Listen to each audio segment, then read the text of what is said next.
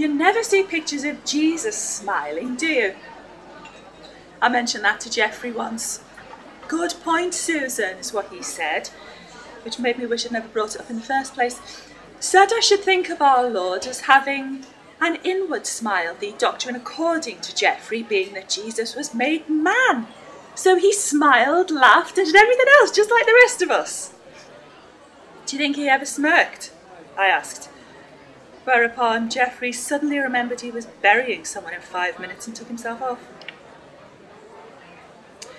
If Jesus is all man, I just wish they put a bit more of it into the illustrations.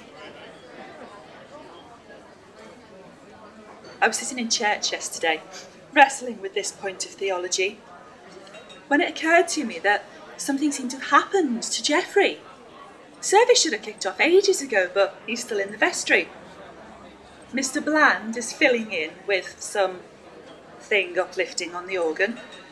Miss Frobisher, never one to let an opportunity slip, has slumped to her knees for a spot of unscheduled silent prayer.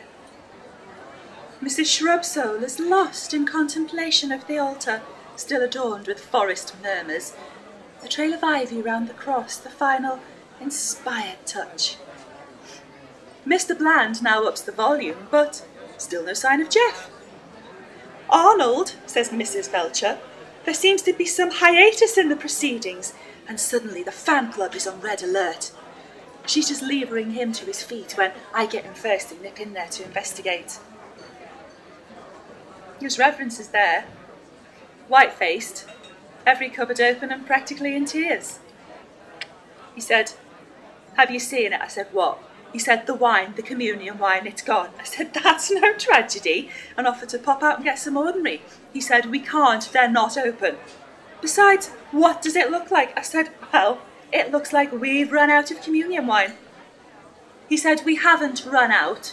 There was a full bottle there on Friday. Somebody has drunk it."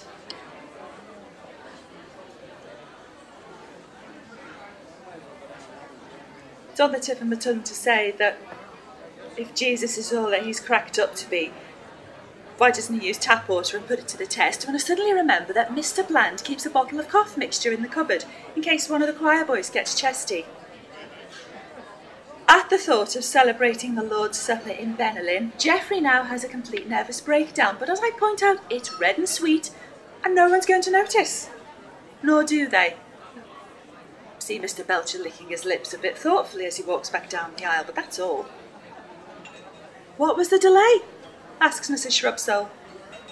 "Nothing," I said. "Just a little hiccup."